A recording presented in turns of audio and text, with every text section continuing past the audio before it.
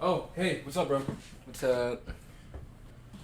Oh, did you hear about that Rex Orange County shit? Yeah, bro, I did. It sucks. Like, it's crazy to me. We see these celebrities and they seem so cool, but then they're just not trustable at all. Yeah, I really thought he was a good guy. And I liked his music, too. It makes me wonder, do you think we perceive celebrities as flawless because capitalism Props them up on a seemingly untouchable pedestal, created as a way to keep the working class from seeing themselves in those positions? and instead to sit back and admire these figures painted as gods that were chosen to be in the positions they're in? But instead are just normal people like us that, That, yes, are very talented, but also got extremely lucky? Nah, No fucking way, nah, bro. No way, bro. I'm gonna go listen to Kanye. Bet. Alright, man.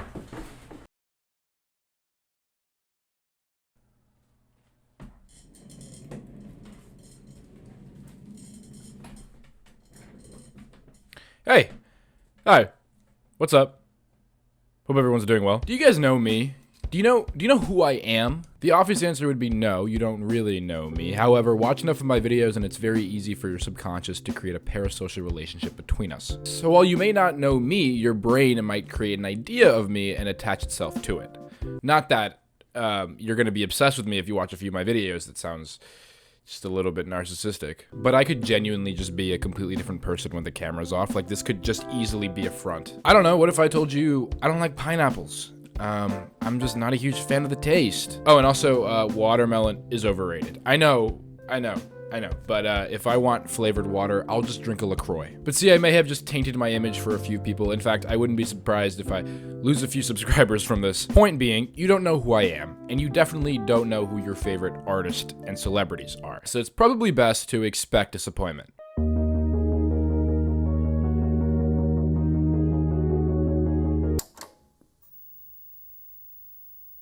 Celebrities. You gotta love them. The concept of celebrities are so weird to me because they're just modern day deities. You know, they're like the Greek and Roman gods because all they do is plague the earth by fighting with each other and sleeping around way too much. And I'm not comparing them to gods at all. I'm comparing the way we worship gods to how we worship celebrities. In fact, celebrity culture and worship has turned into somewhat of a para-religion, often referred to as a weak religion. Why is it a weak religion? Well, the concept of religion itself is meant to bring community.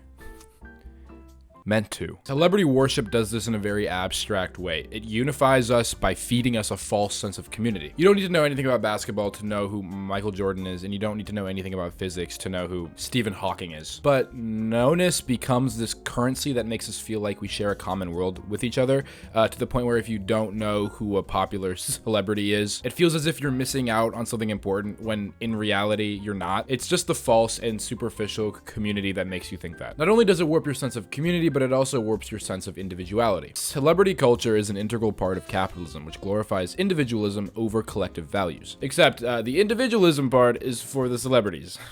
Now for us. Anything Kanye West wears becomes a trend. It's completely inevitable. Hopefully besides the White Lives Matter shirt. If I walk into Econ tomorrow and somebody's wearing a White Lives Matter shirt, I'm moving to Canada, where I can at least get a side of syrup with my racism. Point being, famous people have less to lose by being individualistic. And for the average working class person, it's easier to go along with the trend in order to fit in. When I was in 4th grade, I went to Walmart with my mom because I needed socks, and I found these really cool socks with a dude dribbling a basketball on them. So my mom bought them for me. Now, if you don't know, around that time, socks were a really big deal. If you didn't have the Nike Elite socks with the lines running down the back, you were a fucking loser. And the brighter, the better. Nike had motherfuckers looking like highlighters. Anyway, I walk into class the next day, stoked about my new And One socks. And this kid, I'll never forget his name. Orlando. His name was Orlando. That's the coolest name I've ever fucking heard. Imagine getting made fun of by a kid that's named after the best city in Florida. I was shitting bricks, okay? Anyway, he looks at me, looks at my socks, and he goes, "Are those Walmart socks?" And I go, "What?" No. Walmart's, why would I go to Walmart? No! And for the rest of class, I was referred to as Walmart. Fuck you, Jake Paul. Walmart! I just thought they were cool socks, okay? I thought they looked cool. Kids are already super influential, so they're going to be even more influenced by media culture, to the point where you can't even wear fucking socks to school. Gen Z does all this talk about main characters, but in our society, celebrities and wealthy people are the real main characters. Instead of developing our own individual personal qualities that separate us from the rest of society, a lot of us have become a byproduct of celebrities and a commodity for them. And celebrities are a commodity for marketers and brands. So yes, we are lowest on the totem pole. Who would have fucking guessed? And the worship of celebrities becomes even more dangerous when the worshiper needs that relatability factor that they can achieve, maybe because of a lack of personal idols within their inner circle. Especially when that celebrity makes a work of art that moves you or helps you through a specific situation. It becomes much easier to have a fascination that we then subconsciously honor them for their distinctiveness and undermine them for their distinctiveness as well. What I mean by that is celebrities are obviously not ordinary people to the public eye, but they display feet of clay in order to make them appear like ordinary people. That way we actually have something realistic to attach to. Like Leonardo DiCaprio riding around on his bike as his main form of transportation. And then going to his $1 million home where he's kidnapped and kept several of his 20-year-old girlfriends, because that's what normal people do.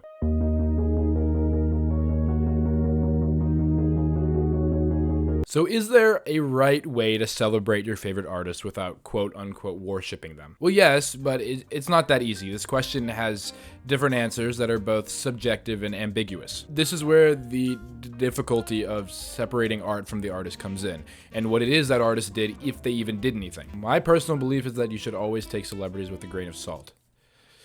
I'm talking about you, Frank Ocean fiends. I know Blonde is a masterpiece, but a $20,000 cock ring is too far. Let's look at the Rex Orange County situation. He was perceived as an innocent celebrity that could do no wrong, and he did wrong, allegedly. Now, to average Rex Orange County enthusiasts like me, this is pretty disappointing. He isn't my favorite artist, but because I did consume some of his art and thoroughly enjoyed it, it's kind of tough to go back and listen to his music now. However, for the people that consider themselves die-hard fans of Rex, this was more than likely a tough pill to swallow, especially if you got something related to Rex Orange County tattooed on your body. What the fuck? You can try your best to separate the art, but if I can't listen to Rex's music without feeling weird, I can't imagine how the people who have his music tattooed must feel. That is why I think it is so important to expect disappointment. After all, your favorite artists are just regular people at the end of the day, and all people are flawed. By expecting disappointment and not getting a tattoo related to your favorite artist, either you won't have to live with fear or you won't have to live with regret. And, you know, not saying you won't ever be able to listen to Rex. Again, it's all subjective. Go at your own pace. Now, how can we apply this to a celebrity that's already fucked up? A lot. Kanye West has been digging himself a hole for a while, and I don't think he's going to be stopping anytime soon. In fact, as I film this video, I am more than confident that something new is going to come out about him before I upload. Now, the difference between Rex's music and Kanye's music is that Kanye's has had more of a cultural impact. So separating the art has different implications in this scenario, since there are a plethora of important nuanced themes and messages, especially in his earlier work. So in a sense, his art portrays something completely different than the person he is presently, especially since a lot of his actions have contradicted so heavily with some of his songs. So with that being said, I do think Kanye's art is important and should be celebrated at the same time as him being held accountable. In no way am I making any excuse for Kanye and his recent behavior. I'm just trying to point out that listening to Graduation doesn't make you complicit in anti-Semitism. But also, if you don't think you could listen to Kanye after everything he's been saying, that's more than understandable. In fact, it's expected. This goes for any artist that has done something deemed as wrong or immoral. So while separating the art from the artist is important and can theoretically be done under any circumstance, it's important to realize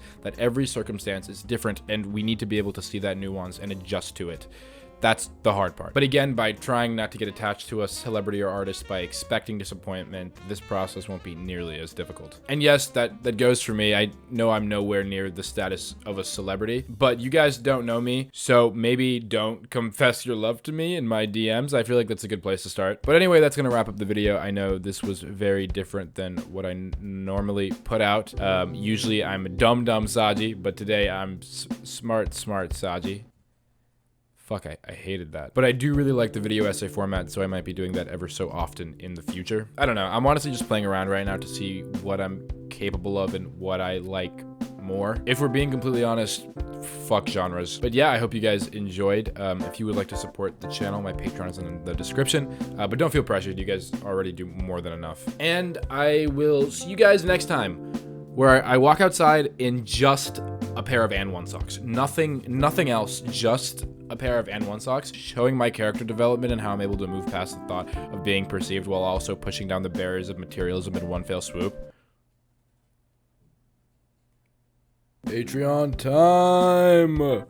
Shout out to all my tier 2 patrons: Big Guy Mal, Finn B, Heather Boyce, Jam, John Grob, Matthew MacLeod, Ruth, Samira Truesdale, Sav C, and Sophia Vanilla. And shout out to my tier 3 patrons: Adeline Grubb, Edgar Rangel, Glucose Biscuit, and Lysander. Thank you guys so much. I really appreciate the support for the channel. It helps a ton. And I hope you guys enjoyed and have a great rest of your day.